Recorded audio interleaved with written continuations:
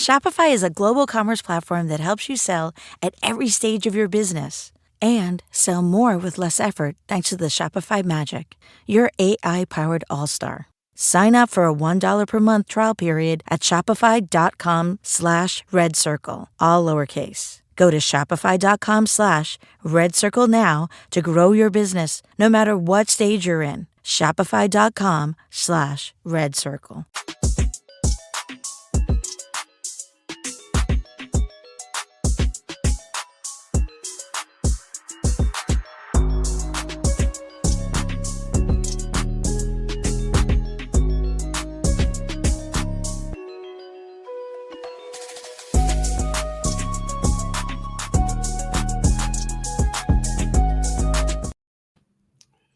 This is the matchup everybody has been waiting for a long time. It's week 7 in SWAC football, and we got the showdown between Alabama State, Jackson State, Andrew Body versus Mr. Morgan. No better person to hear to talk about it with me is than my man, Wilton Jackson. What's going on, Wilt? How you doing, man? What's going on, Kyle? You know, I got to tell you, I don't think I've ever told you this before, but the way that you do your introductions to the show, I absolutely love it. Like just the animation, like just the authenticity, like all that. I just absolutely love it. But man, I am doing good. I'm glad you invited me onto the show. We got a lot to talk about. Some really big games to that's going to take place this weekend. And I mean, man, like I feel like football season just started, but like we're looking at like the first full weekend in October this week for college football, specifically amongst the HBCU ranks. So, I mean, it's a great time to be alive, man. Great time to be alive. Great time to see what's happening in HBCU football. And I was trying to pull up the clip. I was trying to find it. I couldn't find it. But remember, you and I, we kicked off the season talking about what's going to happen in week 6. After week 6, we'll know who's who in the West, and we'll know who's who in the East. And it's shaking out that way. So, guys, before we get into it, go ahead and follow HBCU Legends on social media as well as on our YouTube channel. If you're watching our YouTube channel, go ahead and mash up the likes. Please keep on supporting us at HBCU Legends. And you can find me at KTMOZE on all social media platforms. And you can find Wilton at Wilton Reports on social media as well.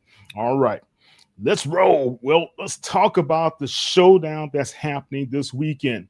The SWAC East is really taking it to everybody, and we got the big showdown between Jackson State as well as Alabama State. We're just going to give them a little tease right now. Then we're going to get into the nuts and bolts a little bit later in the show. But at this time, you're in Jackson, man. Talk about the homecoming atmosphere in the air.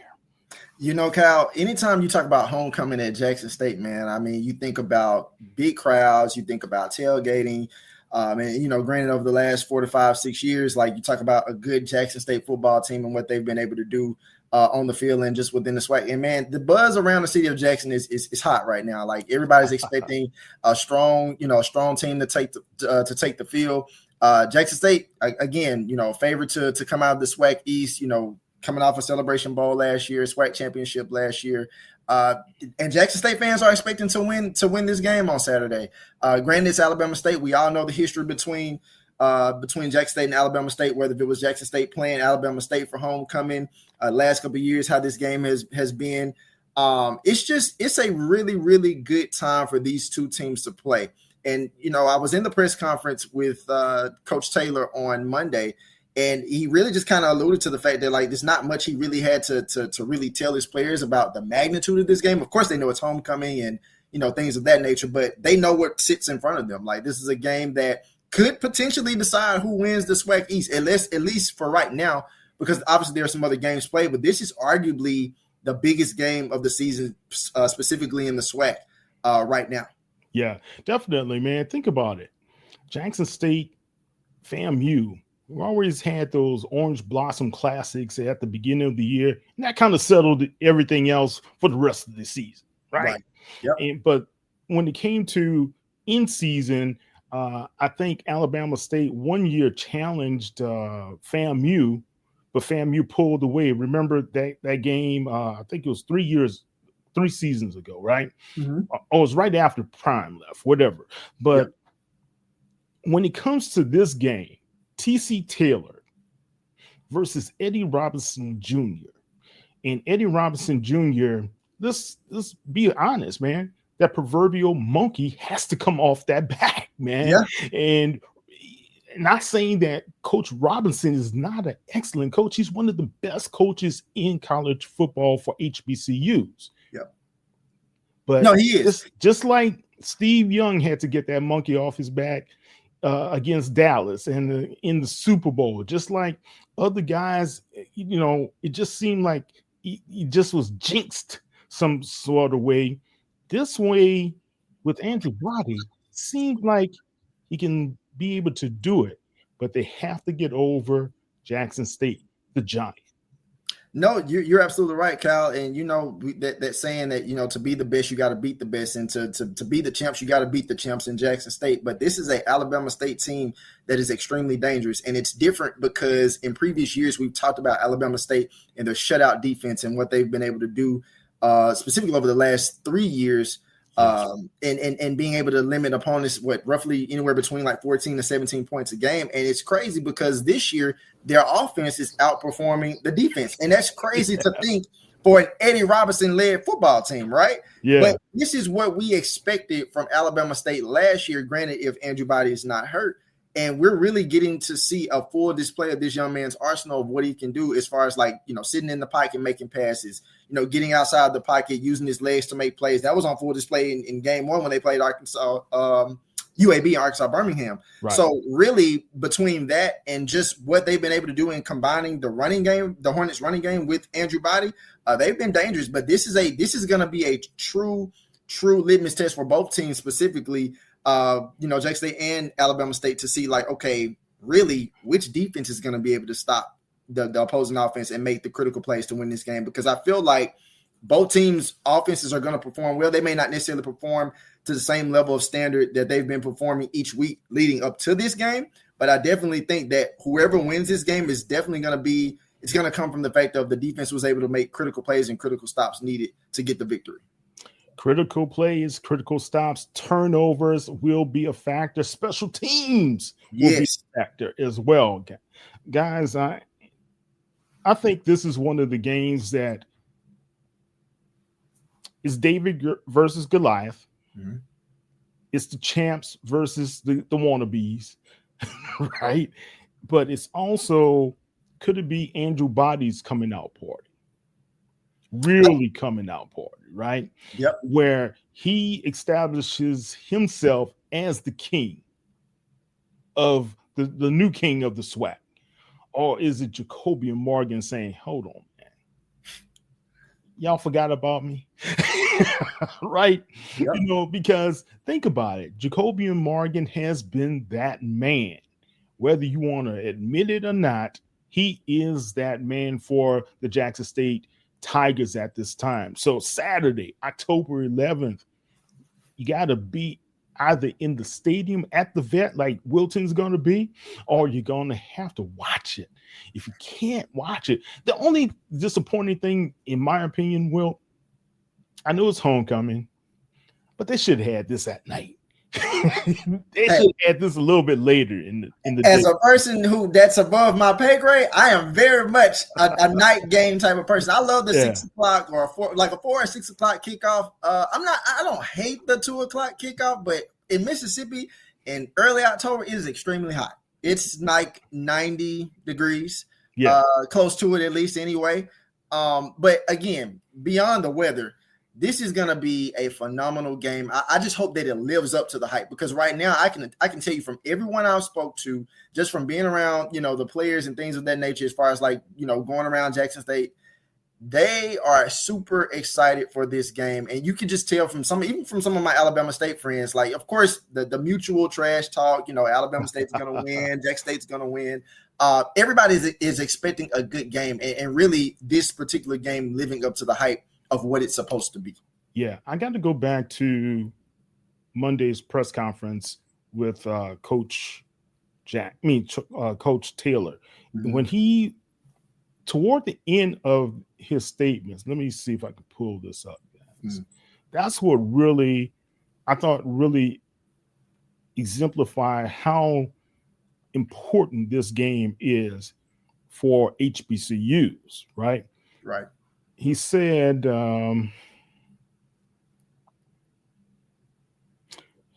you talk about a game like this on ESPNU this weekend. So it's going to be a lot of eyes watching this.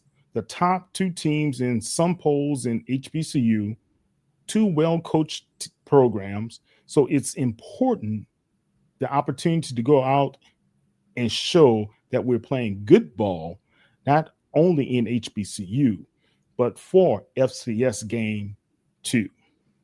Think about that. Yeah. And he's absolutely right. A lot of people are going to have their eyes on this game because let's say one of these guys lose but continue winning.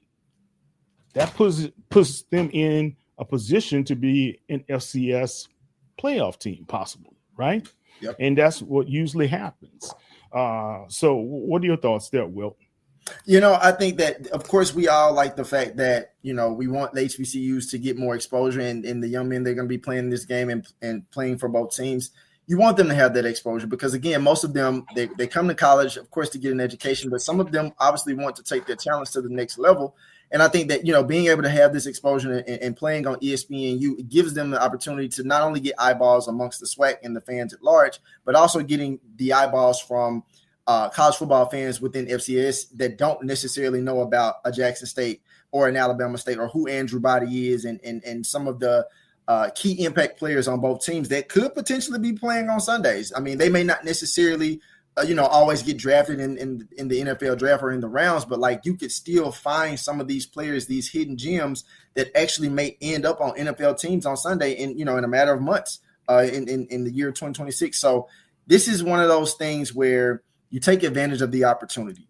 And how many times do coaches say like you only get so many opportunities in life to achieve your goals, your dreams. Yeah. You have to take advantage of the ones that you get, even the ones when you're in college, your own scholarship, you have, you may have in this particular case amongst the HBCU ranks, limited NIL deals and things of that nature, but having that exposure to expand it and show the brand of what your school represents and an opportunity for you to showcase your skills and talents to people at large. I just think that, it bodes well for those players. It bodes well for programs. And I think that, it just only looks and makes things better for those players that have bigger dreams outside of college football. Yeah, definitely. And let's say some of those players have a couple more years of eligibility. It could be eyeballs open where an FCS program or FBS program decides to extend an offer. Yeah. And right now, big money is fairly being showed over the tables, right? So right. This is a situation where I have to agree with Coach Taylor. This can be able to open a lot of eyes, especially if the football is played well, because Alabama State, they received votes in the past, the Africa poll, as well as another FCS poll, but they haven't been able to get into that spot.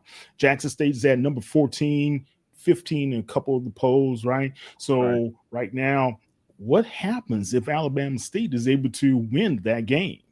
Oh, if Alabama State wins on Saturday, I'm pretty certain that they'll probably get a nod in this poll just by virtue of beating the number 14 team in Jackson State. I don't necessarily know if it will be like as high as 14 coming into it, but I definitely think they would be a team that's definitely within the top 25. I would put them maybe as high as anywhere between like maybe 22 to 25. But I definitely think if they get a win against Jackson State, they definitely enter that poll. All right, excellent. We're going to come back and talk about the game toward the end. Guys, go out to WBH CMOS. That's Whole Body Health CMOS. That's one of our title sponsors here at HBCU Legends. Rosalind and Homer Allen are the owners of that. Two guys, and Homer's a HBCUer. So go and help those guys out, as well as go to AL Pain Rehab. That's Dr. McCoomer and his guys in Madison, Alabama. They're one of our sponsors as well. He's a Morehouse grad, so he's a good man. That's my best friend. So go ahead and support him as well at AL Pain Rehab, especially if you're in the Madison area. He does an excellent job. He just opened up 2 more locations around that area, so they're doing well and they're helping in the community. All right, let's talk about some more goings on in the SWAC. I was at this game. This game surprised me out of all the games this weekend. These guys, Texas Southern, 51-7 over Pine Bluff. I didn't see this one coming. Well, did you? Not exactly like this, considering Arkansas Pine Bluff was coming off of a win. And, I can just remember us talking about on Dr. Cavill's show, we were talking about Christian Peters, his background and where he played before going into Arkansas Pine Bluff. And we were just saying last week, before this past weekend, if he had a similar game of what he was able to do from the previous week, they actually might have a chance to give Texas Southern a run for their money, like considering Texas Southern has kind of had its ups and downs to start the season, which was kind of uncharacteristic coming into this season, because I felt like based off some of the things that I can remember talking to Chris Dishman about at SWAC Media Day, I just kind of felt things would be a little bit different for Texas Southern. But here's the thing.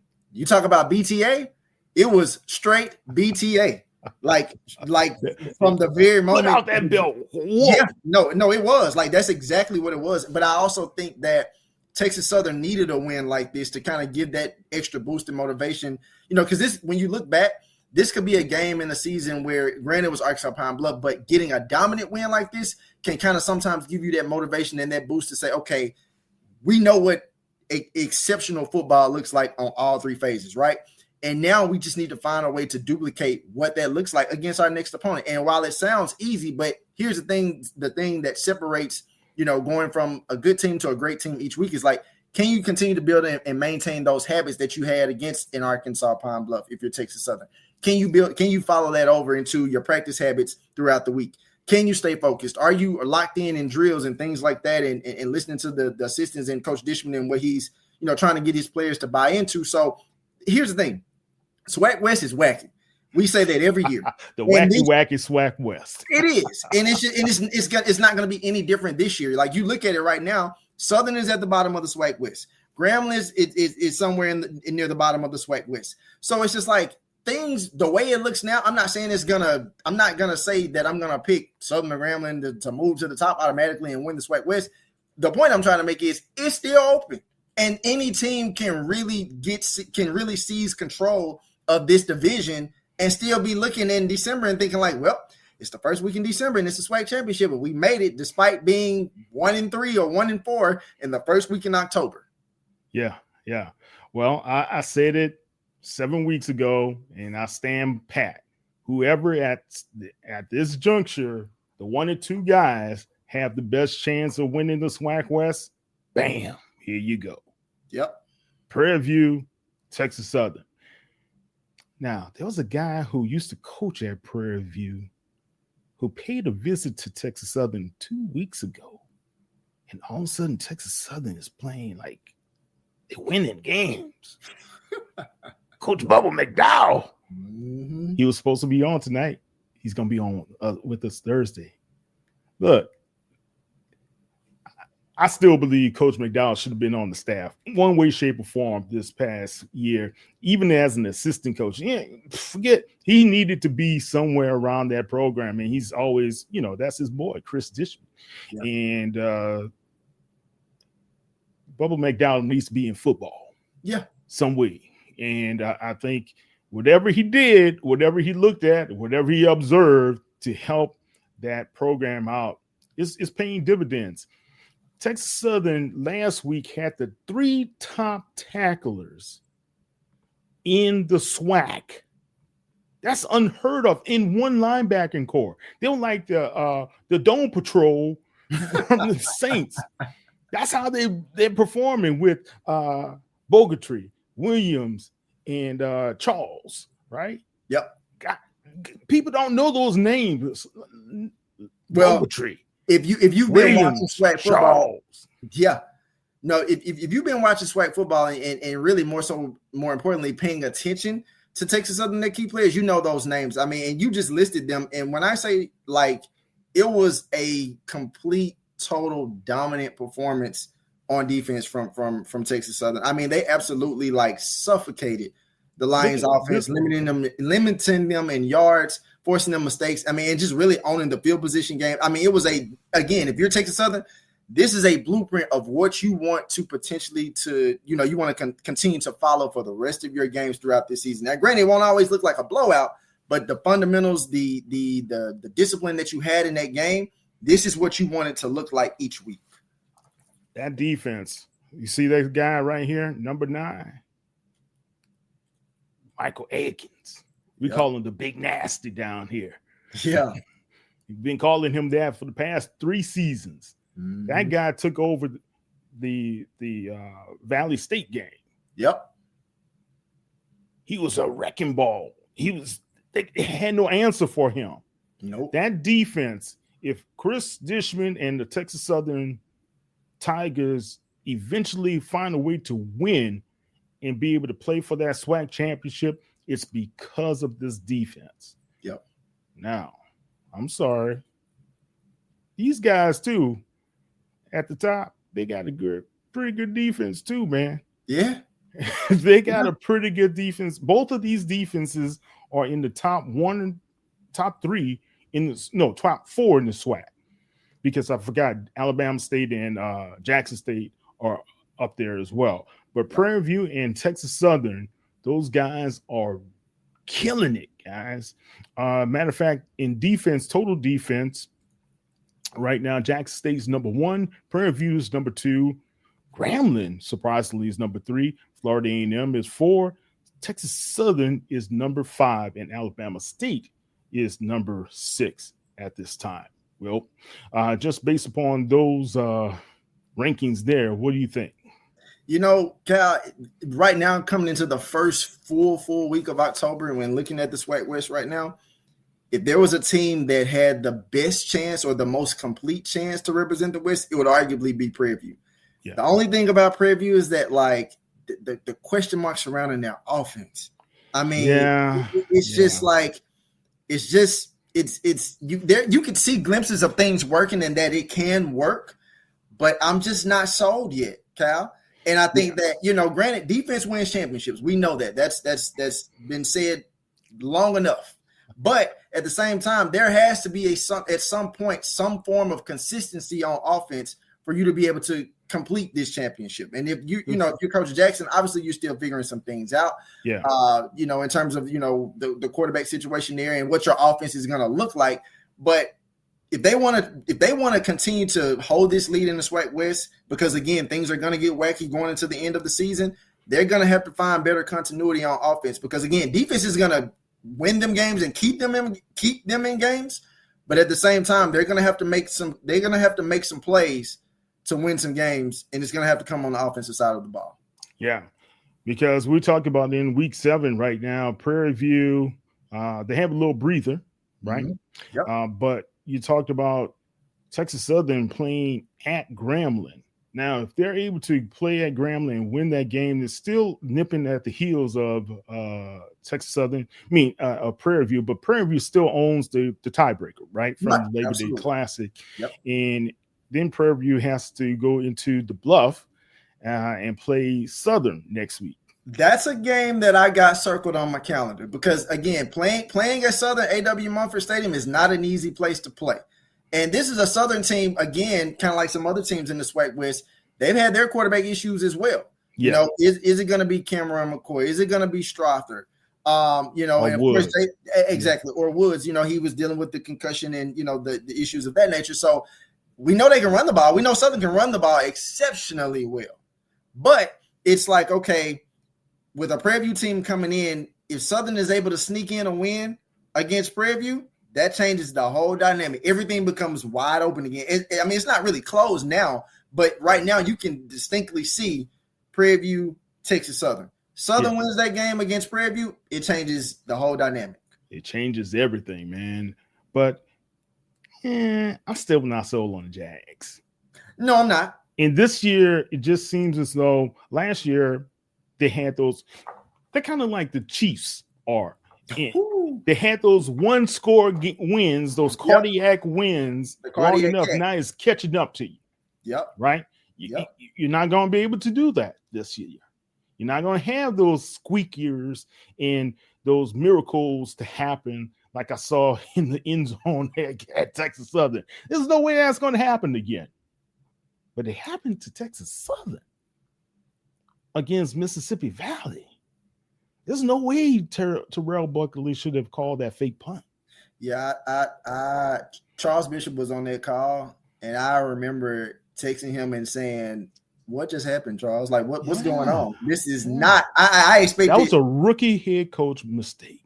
Absolutely, because I just knew Mississippi Valley had won that game.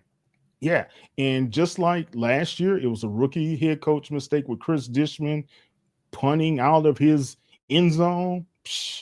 This ain't gonna happen again. Yeah, right. But can Texas Southern go and defeat Grambling? That's going to be a tough one. I think these guys are evenly matched, and I think Mickey Joseph needs to win. He needs to win. Yeah. Right. Yep. So we'll talk a little bit more about that. But another program that really needs to win, and I think they're going to get the win against Lincoln, is Alcorn on this one, right? They really, and I don't know, this is a program I don't recognize since Fred McNair's departure. And it's not a knock against Cedric Thomas because you could tell those guys are hustling. You can tell they're playing hard. The way they pushed PV this past weekend was pretty impressive, but something's missing. What do you think is missing there? I think it's more so the fact of, I mean, it's really not a secret, more so on the offensive side of the ball, because, I mean, we know Alcorn, as far as like defensively, they have some guys that can play. Right. It's never really been a huge issue on defense for Alcorn. It's really more so on offense, and, you know, the play of Jalen Tolbert and, of course, you know, their running back in Jacorian Sewell.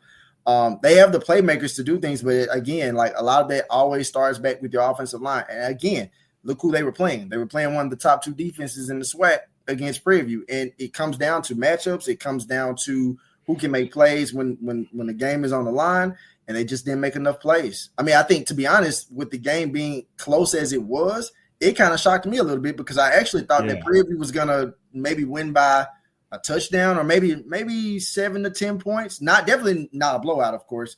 But I definitely thought it would have been a little separation in there versus it being like a 1-point win for Prairie View. That's not what I expected coming into that game. The problem with Prairie View is penalties. Penalties. Now they have 50 for the year. Mm-hmm. Third worst in the conference. 50 for the years. Get this, a staggering 487 yards of penalty yardage. The average per game, 81.2 yards per game.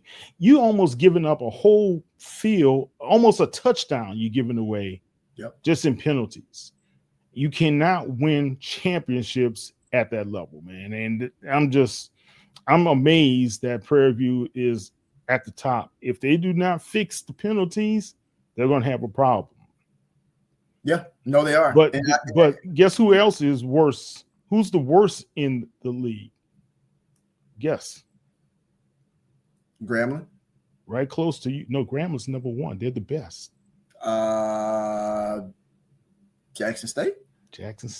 Yeah, no, that's something TC was harping on the first 4 weeks of the season, and they definitely had a much more of an influx in penalties coming into the season, and that was very much uncharacteristic of a TC Taylor-led Jackson State football team. But again, the last couple of weeks they've kind of limited those penalties and played better, of course.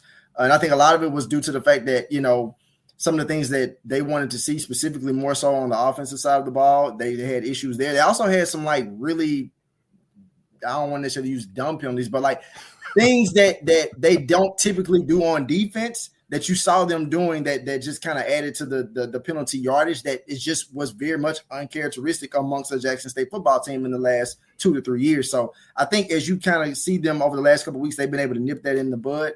And you're starting to see a much more uniform, more disciplined Jackson State football team. But it's definitely something to keep an eye on, because if that was to happen again in some of these latter games that they have to play, even on looking into Saturday's game, that wouldn't bode well for Jackson State. Wouldn't bode well one way, shape, or form. All right, guys. And NCCU against FAMU. I think the Eagles, they've been doing some traveling lately. They went to East Texas, first time in years, going past the Mississippi River, and they took care of business there.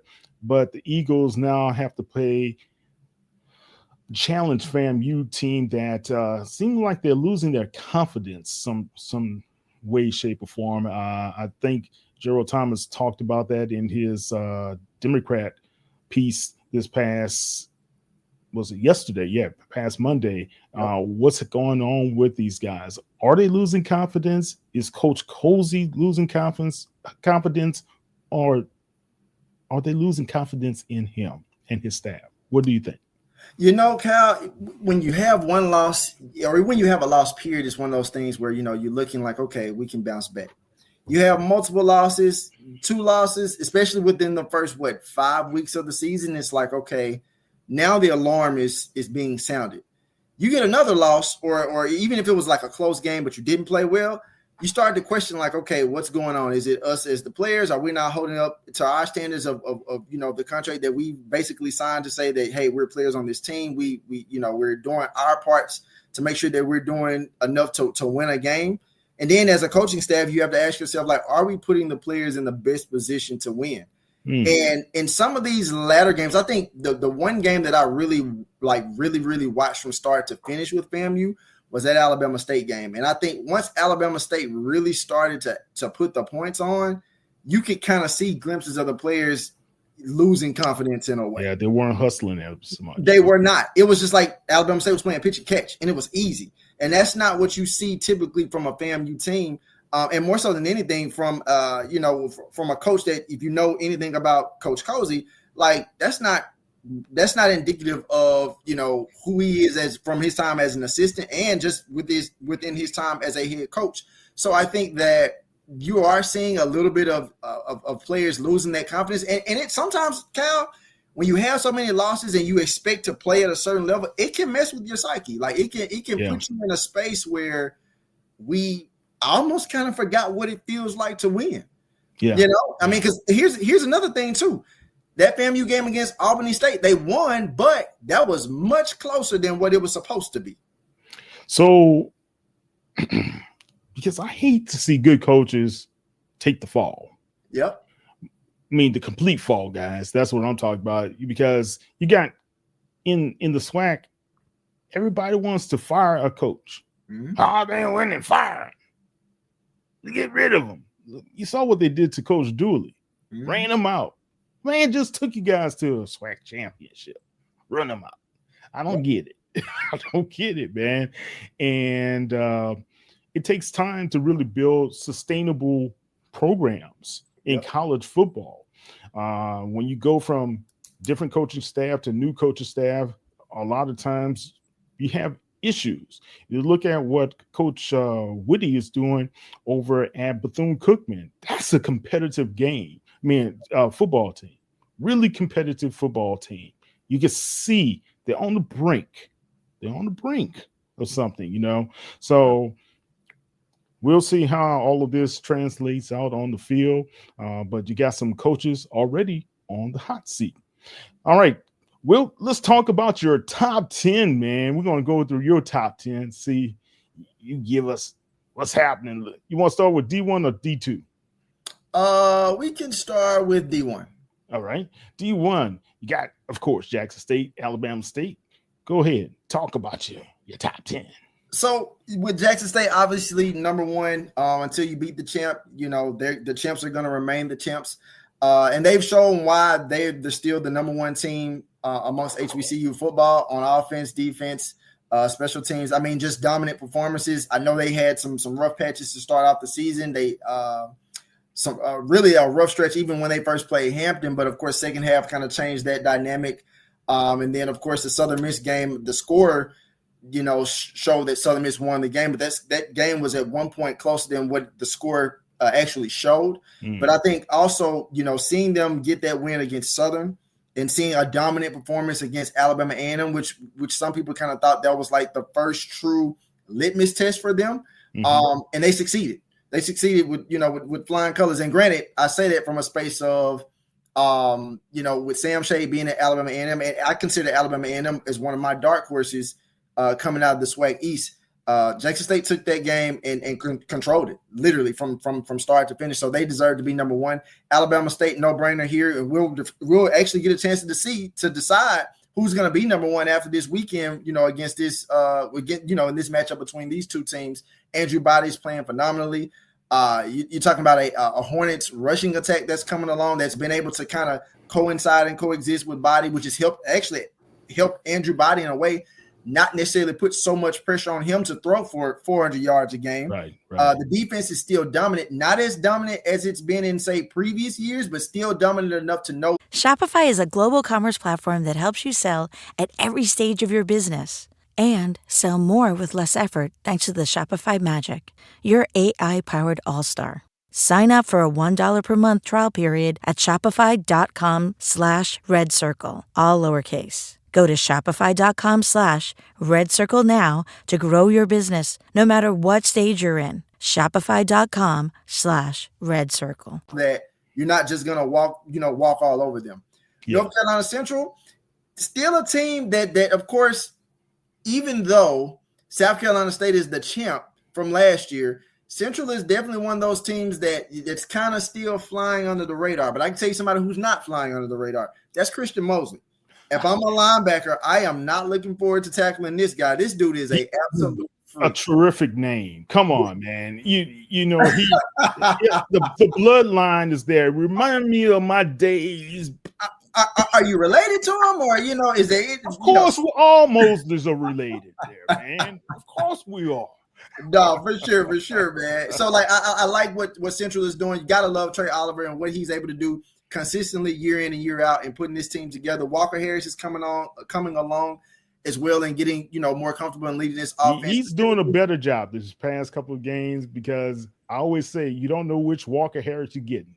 Absolutely, you're seeing more of like in previous, like last year we saw a Walker Harris who was a game manager.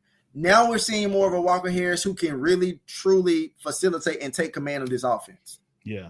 If they walk over FAMU this weekend, man, I think the confidence for the Eagles is going to be at all-time high going into their conference play. Oh, absolutely. And then, so after preview, then you get into South Carolina State. This is another team that has kind of flown under the radar. And I say, like, South Carolina State, North Carolina Central flying on the radar because everybody coming into the season was so high on what is Deshaun Jackson doing at Delaware State, which I'm going to get to in a second, and what is Michael Vick going to do with Norfolk State in his first season, which I'll touch on even though they're not in the top 10. Ryan Stubblefield still getting the job done. The only thing I'll say about South Carolina State is their defense has been a little shaky. I didn't expect them to lose to Charleston Southern, a team that was winless before they played them. And they put up a lot of points on South Carolina State, and that's not something you typically see against a Tennis Berry squad. And the offense has some issues too. Absolutely. Let's because what concerns me about them is the offense. Yeah, I'll be honest. It's not as smooth and consistent like you would like to see a Tennis Berry team. And I don't know if it's just because Stubblefield's getting used to being the man, right? Yeah. But that they're concerning me. Yeah, no, and I think some of it is that he's kind of been in the shadows and now he's the man leading the offense. And so I think that the biggest thing that can help him is making sure that South Carolina State continues to maintain some consistency in a running game because I think that gives him an air of confidence to be able to know that he can put the ball in the air to his weapons down the field. So that's South Carolina State. Then, of course, with Delaware State, man, this weekend alone, like them going toe-to-toe with Monmouth, a team that was, ranked in the FCS top 25.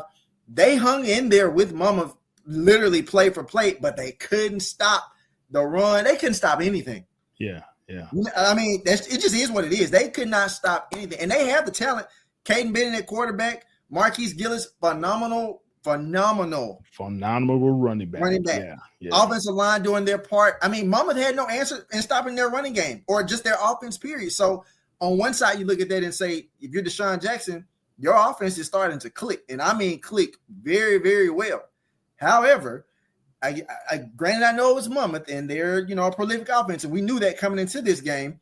You got to be able to stop somebody to win games, especially the bigger games that matter as you get into MEAC play. Yeah, well, you got to give them credit because Monmouth is ranked in the FCS. Yep, and they really put it to them. Like they should have won that Sacred Heart game. Of course, we know what happened with the questionable refereeing. All I do is officiating. I did this on another show. I said, I'm gonna give you a high five, and I'm gonna get a ball to the other referee, not the one who asked me for it, but the other one. I hope I'll pick up a flag in the process. Yeah. All right. Quickly, let's go through the last four. Howard. Yeah. Go ahead. This is a Howard team. I can remember talking to Coach at MEAC Media Day, and he said this was going to be a year that they kind of had a major reset in what they were wanting to do, and I think that you're seeing a little bit of that with this Howard team. And again, that's a Coach Scott led team that I won't necessarily. I'm not going to go out on a limb and say that they're going to win the MEAC, but I do think it makes things interesting when MEAC play starts. They can give somebody some trouble, and they could be spoilers. Absolutely. And I definitely think that they're going to probably at least give one team – they're going to spoil somebody's chances in the MEAC. I think Delaware State could be a spoiler too. Absolutely. And then, of course, you have Texas Southern. You know more probably about Texas Southern than I do holistically. But I really want to see Chris Dishman really elevate and take this team to where it can go. Last year was quarterback issues and consistency on offense. Now you're looking at from a standpoint of defense is strong, which is expected. Can they continue to build on this continuity? Can they take this win from Arkansas Pine that they got against Arkansas Pine Bluff and build on that?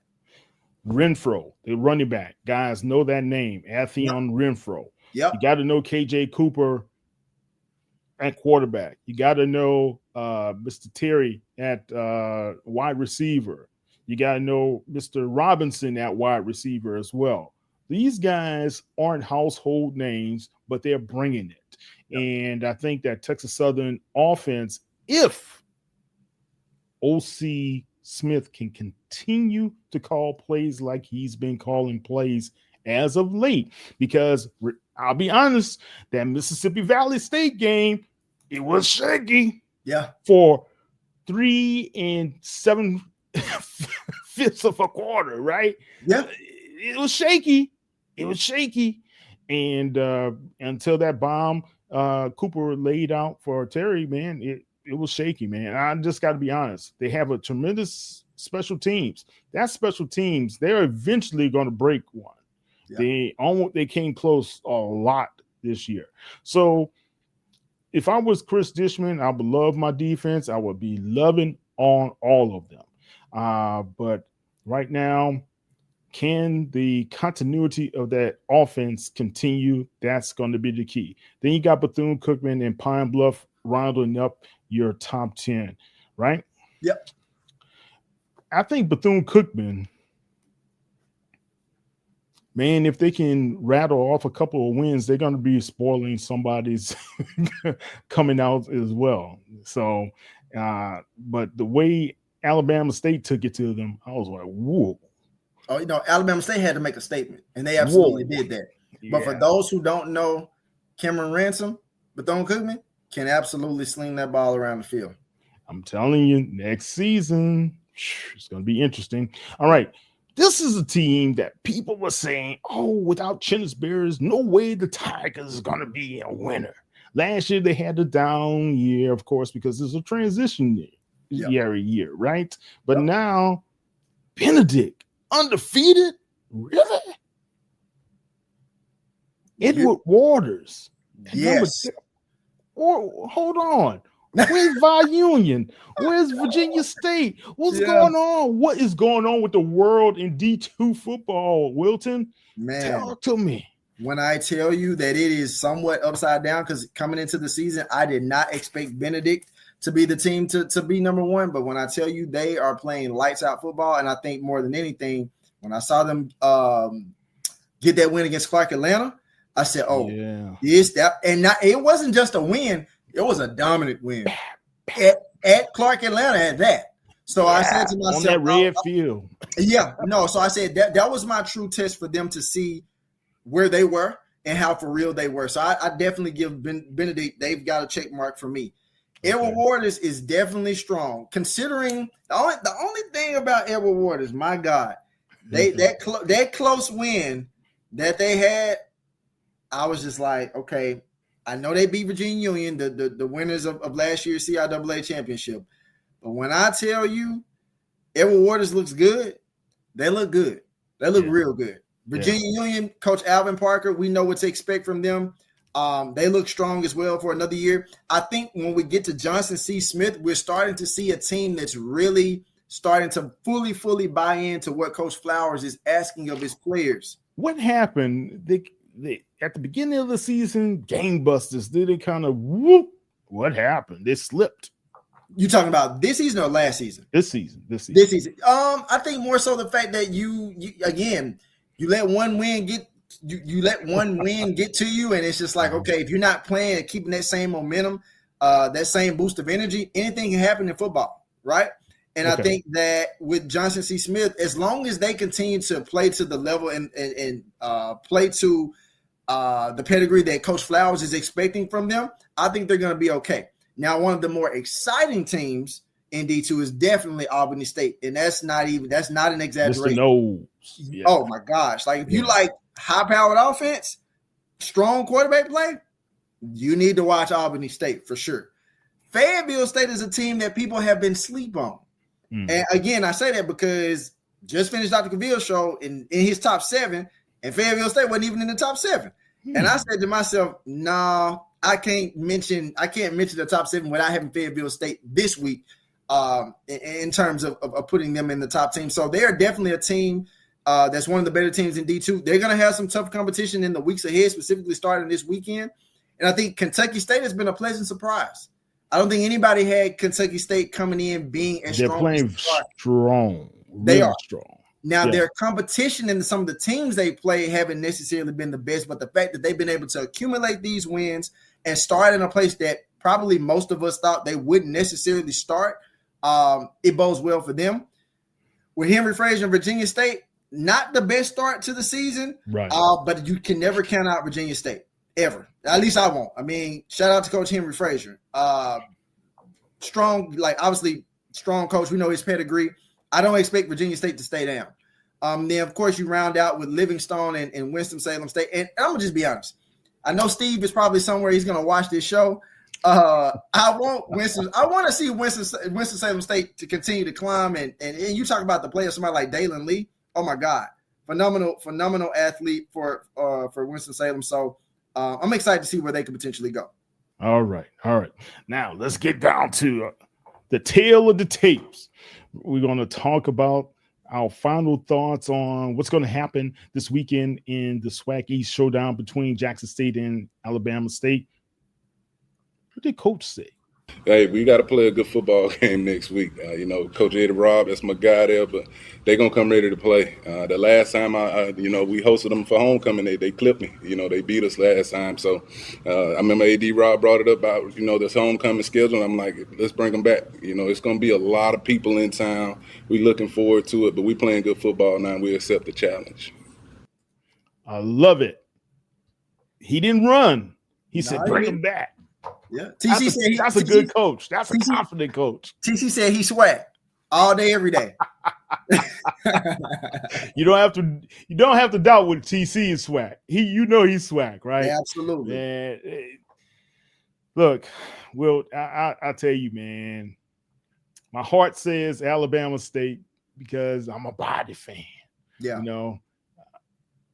but my mind and reality says it's difficult to go into the vet especially soon as the sonic boom of the South starts playing JSU Rock You.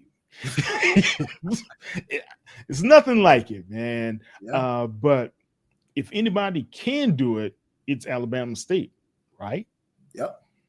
So Jacoby and Morgan, what does he have to do to win this game for the Tigers?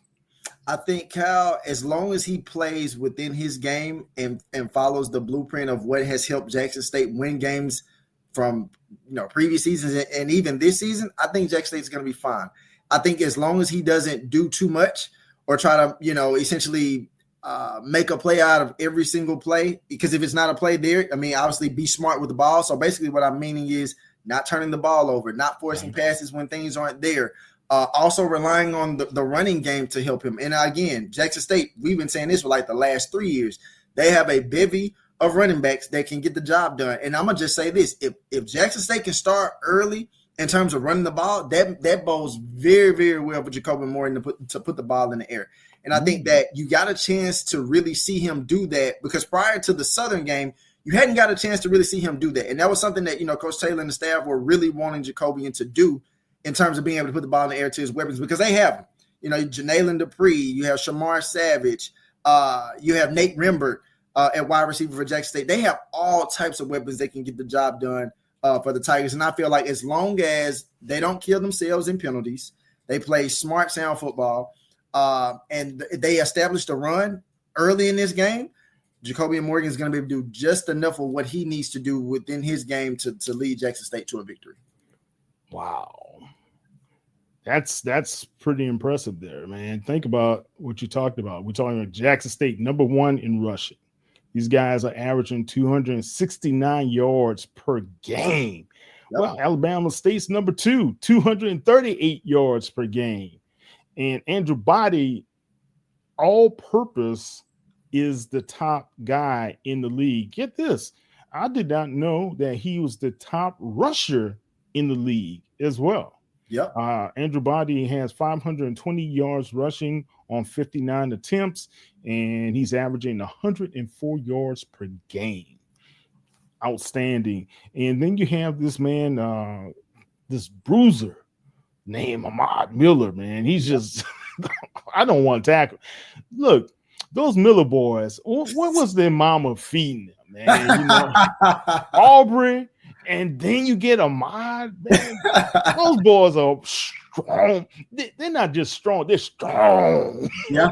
No, like the way that Ahmad runs the ball, he runs with so much force. And I can remember talking to Coach Taylor in the beginning of the season as he talked to me about the development of Ahmad Miller. Of course, his freshman season, he saw, limited time in playing.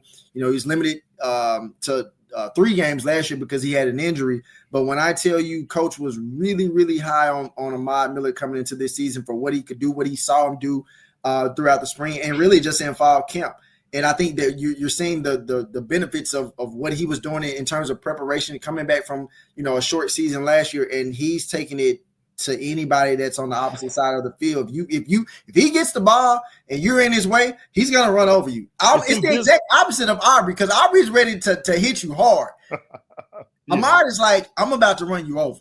Yeah, it's some business decisions that are going to be made, man. Yeah. Andrew Body, number 1 in passing with 1,380 yards, and right behind him, number 3, Jacoby Morgan with 1,060. He's ready to do it too, man. These guys are averaging over 230 plus yards per game just in passing, and they have a tremendous rushing attack, and they have these guys called receivers who are doing some pretty good jobs as well.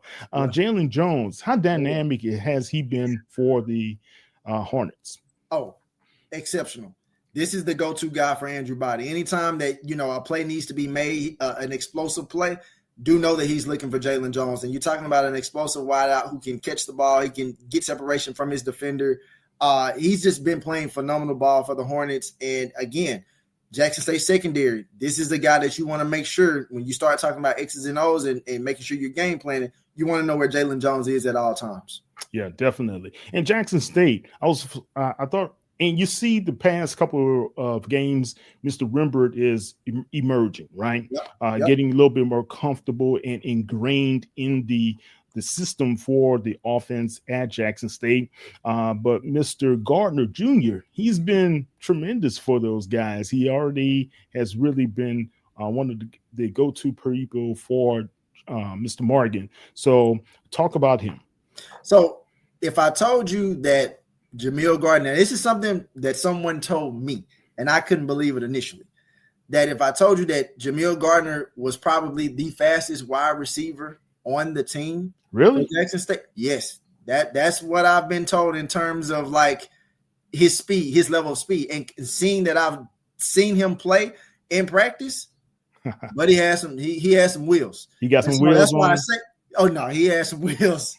And you got to think about some of the other players on that team, Travis Terrell, and he's fast. Yeah. So to think about that is just like Jamil Gardner has really stepped up in a way that Jackson State has truly needed him to. I wouldn't be surprised if he had some dynamic plays coming into this game or in this game on Saturday. As long as, again, going back to the basics, as long as Jacoby and Morgan has somewhat of a clean pocket, he makes smart decisions with the ball, he's going to get the ball to his weapons. And when he does, they have the capability and the capacity to make some really, really explosive plays that could help Jackson State win this game. All right. There's a guy on that defensive line that has just been a wrecking ball as well. Wreaking havoc. Mr. Ivory, Quincy Ivory, man. I mean, this is a dominant player. Can anybody protect Andrew Body from him? Well, coming into this game, I can't really say if I know they can protect him, but I know this: they better eat their Wheaties before Saturday's game, because I mean he's gonna come with it. Like, and the thing is, he's a guy we got a chance to kind of talk to him ahead of the season, and even in this week's press conference, he doesn't really talk much. He's not a very quiet guy, huh? He is, but his game is not. When he gets past that defender, whether it's an inside move, an outside move to get to the quarterback, you better it's lights out, because he's 9 times out of 10 probably gonna get you. So and he's not the only one. He's just the main one that I think that most people have really put their eye on because of his impact. And it's not so much just because of the fact that he's gotten the sacks. It's more so the fact the type of pressure that he brings on the opposing lineman to get to the quarterback or stopping the run. So that's definitely, again, if you're Alabama State, you want to know exactly where he is so that you're not seeing Andrew Body on his backside. Okay. Don't hurt Body. Please. No, not at all. Ivory has 4 sacks. He's right behind Gibbons for the SWAC leaders right now. And we're talking about a offense. We already said they're number 1 and number 2 in the conference. Jackson State number 1, Alabama State number 2. Defensively, Jackson State is number 1. They're limiting their opponents to only, get this. This is staggering. 115.4 yards per game. Yep. Come on, man. When I tell you, Coach Torenzo Quinn, we, amongst the media, rushing. I'm talking about rushing yards. Rushing yards. Yeah. Totally, they're limiting their opponents to 310 yards per game. Yeah. So, but still rushing, that's going to be hard for Alabama State. Yeah, no, because, I mean, Alabama State has a bevy of running backs themselves, Coon Kendall, Jamar Hostclaw. Those guys can basically get it at any point in time. And I think that if they're able to run the ball against Jackson State, which a lot of teams haven't been able to do this season, it really bodes well for Andrew Body. I mean, granted, Andrew Body is part of the Hornets rushing attack as well. But if you can get your 2 running backs in motion and getting them to, make plays through the trenches, that going downfield, it just opens up the offense even more for Body to get the ball to Jalen Jones and other weapons that the Hornets have to offer. Defensively, Jackson State is second in the conference, yielding 195.4 yards per pass. Passing game against their opponents. And guys, when you think about Andrew Body, he's going to have his receivers to eclipse probably 230, in my opinion, to at least 200 for sure. Even get close to winning this game, guys. And Alabama State, they yield 213. And that's around the average of Jacoby and Morgan as a passer anyway, right? So these are close numbers. Yeah. What makes the difference is what? Special teams. Special teams. No miscues on special teams. How do you perform on third downs? Are you maintaining longer drives, keeping an opposing offense on the sideline? And on defense, third down conversions. Right? Oh, absolutely. And honestly, I really do think outside of special teams and third downs, I really do think this game is going to come down to which defense can get a critical stop. Because I do think that although these offenses as prolific as they've been in these games up until this point, there are going to be some times where they don't score. And it's because the defense is going to, be able to prevent that. And I think the ultimate way of winning this game is which defense can get multiple stops in that manner. Yeah. Right now, Jackson State is number one in the league with 124 first downs. Alabama State is second with 109 first downs. When it comes to the third down conversions, Alabama State is the more efficient team, executing 57.7%. Nipping at their heels is Jackson State with 50% conversions and fourth down conversions. This is interesting. I like this. Fourth down conversions, Jackson State is number one in the league. Yep. They are 3 for 3. Alabama State is 1 for 3. That's shock. But I think in that first game against UAPB, they tried a couple of fourth downs there, right? And you're talking about for Alabama State against UAB. UAB. Yeah, I'm sorry. Yep. UAB. Yep. And they were turned down. Yielding third down conversions, Jackson State doesn't do it. They only give up 29% third down conversions as a defense. That's it. That's remarkable, man. So, we're going to throw everything out. Jackson State's the winner, right? I would like to think that they are. I think it's going to be a close game. But I do think with it being homecoming, it's extra imperative for Jackson State to ensure, specifically those players, to make sure they stay focused on the main thing. And I know Coach Taylor has already told them that. But if you know what your goal is, when the goal is right now, it's steps. And Coach Taylor talks about this all the time. You got to win the SWAC East first, right? Just win. If you win the SWAC East, that means you punch a ticket into winning. Punching a ticket to playing in the SWAC championship. Right. If you get to the SWAC championship, you want to win the SWAC championship to punch a ticket to the Celebration Bowl. So your process has already started, but the first major test of your process for Jackson State is on Saturday. And you got to win that first test before you can get to the next part of the process. Right. And likewise for Alabama State. Absolutely. Making that drive all the way to Alabama, from Alabama State to Jackson, is only a 4-hour drive. Yep. Hit 80 to I-20. You there, guys. And, you there, right there to be rock and roll. And I think there's going to be some Hornets swarming in the air around those Tigers. I expect Alabama State to bring a really strong crowd. And then I think this is going to be an Alabama State team that remembers the fact that, we've seen Jackson State be dominant, but we've also beat them. And not only have we beat them before, we beat them in that stadium. Exactly. So we know that it can be done. Now we know that it can be done, and we actually have the quarterback that we need to lead our offense, and we know that the defense can come up with plays when it's time to come up. It's just a matter of, can we execute it for 60 minutes on Saturday? Yeah. One thing that concerns me about Alabama State on kickoff returns, they're not very good. Yeah. No. Jackson State is number 2 behind Texas Southern. Punting as well.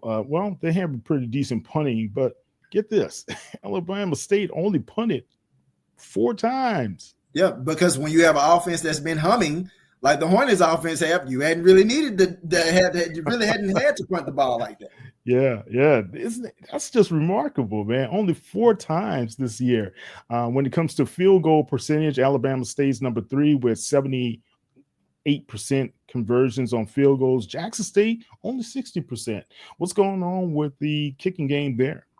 That's an issue that Coach Taylor has talked about in terms of the kicks coming out lower. Also blocking. And so I think a lot of that too is just a matter of making sure that you're owning your spot, your block, your position on the offensive line to ensure that those kicks aren't being blocked. And the thing is, it's so uncharacteristic to see. We call him G baby, but of course Gerardo Beza. Yeah. Right. It's so uncharacteristic to see him miss field goals, or not field goals. And he missed one extra point as well. Yeah, extra points. And so to see him, struggle like that, that's just not what we expected from him. So I would like to think that Coach Taylor obviously would have talked to him kind of coming into this week and making sure that he doesn't lose confidence, especially in a game like this, because I just said that special teams could be a key indicator in winning this game, and it could come down to whether or not you made an extra point each time you scored a touchdown, or if you needed to kick a game-winning field goal, whether it's 20 yards out, 30 yards out, or 45 yards out. You got to be able to make it. And the punting as well, man. Alabama State does a pretty good job punting. There's a difference of around 7 yards between them and Jackson State. Jackson State is near the bottom. That's another area I was surprised at.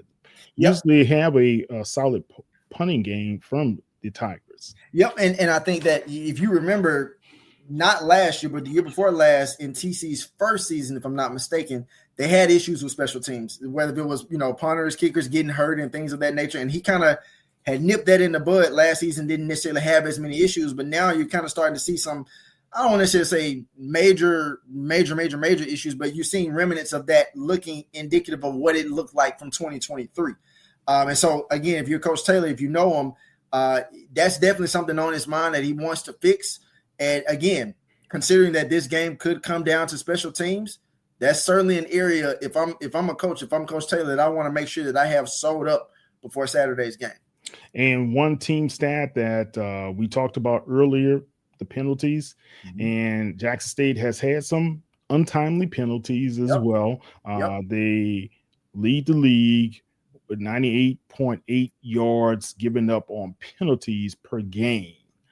Golly, that's another football field. That's a score for a team, So that's in actuality, you giving a team 7 points. Yeah, no, if they can convert. Exactly. If not 7, at least 3 on that defense. Yeah. Right. Yeah. Red zone's defense is pretty good for Jackson State. They're number 3 in the league. Alabama State is only 10th in the league, and the red zone offense, Jackson State's number 1 and Alabama State is number 4. Time of possession, Jackson State is second behind Florida A&M. They average 31.2 minutes per game. Alabama State, they score so fast, so they only hold the ball around 28 minutes per game. So, but if you're Jackson State and you maintain those long drives and score touchdowns, you limit the amount of possessions that Alabama State can get. That's right. True. Well, guys, we just talked about some key statistics in this game. It could be either or going down the wire to this one. I think this game, if it's played smartly, it's with some discipline on the side of Alabama State, and if they're able to convert or force at least 2 turnovers, they have a chance. Yeah, that's just how I see it. Yeah. Jackson State, they have to play smart, just be disciplined, and rush the ball. If they can run the ball and they show that they can control the clock, keep Andrew Body on the sidelines, then they have the upper hand. But if that Alabama State defense, some way, shape, or form, gets rolling, and that could be an issue. The only thing that concerns me about Alabama State, and you saw this in a couple of games, that defensive front, they kind of start allowing the run as the game progresses, and that's what happened with Bethune-Cookman getting 35 points. They started rushing that football, and that could be a problem, especially with a team like Jackson State. Right. No, absolutely. You couldn't have said it any better. Yeah. All right, Wilt, what's your prediction, man? I got Jackson State winning this game. I think they win it anywhere between 7 and 10 points. 7 and 10 points. Oh, yeah. Wow. I got Jackson State 3-point favorite right now. We're going to have our predictive model for HBCU Legends. If we didn't know, last week I did a model and came out. We were 4 for 4 in the SWAC. 2 for 2 in the MEAC. What? Mama, who saw that coming? Right. The Georgetown one. That one coming. No, That's the one. Yeah, no so one. We could have easily been 3-1. Norfolk State, they fought but didn't fight hard enough. But I got to say this, guys. We are trying to do something a little bit different that hasn't been really done a lot in our HBCU space. Kind of support it. Please support it, because we could be able to take this to another level and start forcing Las Vegas to actually give us some numbers, spread numbers to our games. They only give numbers to our games unless we're playing like a FCS guy that's at the top or a FBS program. We've got to be able to do our own. And that's one of the reasons why we're trying to develop this app at HBCU Legends, okay? Well, tell everybody how they can find you again on the World Wide Web. You can follow me on Twitter at Wilton Reports and on Instagram, Wilton Reports _. All right, and it's Kyle T. Mosley here at KTMOZE on all social media platforms. And you can check me out at HBCU Legends and go to hbclegends.net to be able to follow all of our articles. Well, got to get you to write a guest piece, man. Come on in. Just bring your talent. If you guys don't know, Wilton is a highly talented. We should start calling you professor now instead of, if you didn't know, he's a professor over at Jackson State. So we're going to just call you Prof. All right. That's Mr. Wilton Jackson, the man. And I'm Kyle T. Mosley. Let's have a great weekend. And let's see this SWAC East showdown. Man, it's going to be a good one. It is. All right. Take care, guys.